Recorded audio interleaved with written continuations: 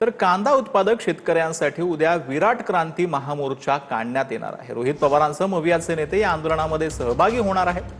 पुणे नाशिक महामार्गावर मवियाचा विराट क्रांती महामोर्चा आयोजित करण्यात आला।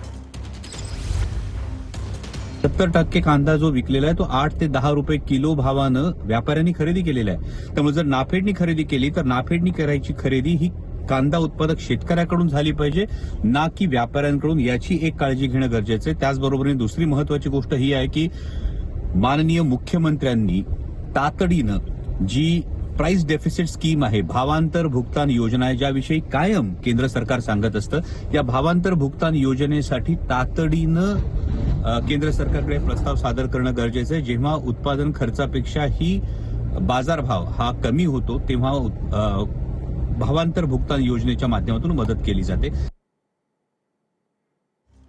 तर कांदा उत्पादकांसाठी उद्या विराट क्रांती मोर्चा आहे। पुणे नाशिक महामार्गावर उद्या मवियाचं सकाळी 9:30 वाजता आंदोलन पार पडणार आहे। रोहित पवार, शशिकांत शिंदे, हर्षवर्धन सकपाळ, अमोल कोल्हे, लंके, बाबाजी काळे, देवदत्त कामंत या संपूर्ण आंदोलनादरम्यान उपस्थित राहणार आहेत। कांद्याला 25 रुपये प्रति किलो हमी भाव देण्याची मागणी यावेळेला करण्यात आली। यापूर्वी खरेदी केलेल्या कांद्याला 15 ते 20 रुपये प्रति किलो अनुदान देण्याची मागणी करण्यात येते। खरेदी केलेल्या कांद्याची देशांतर्गत विक्री न करता निर्यात करावी अशी मागणी आहे।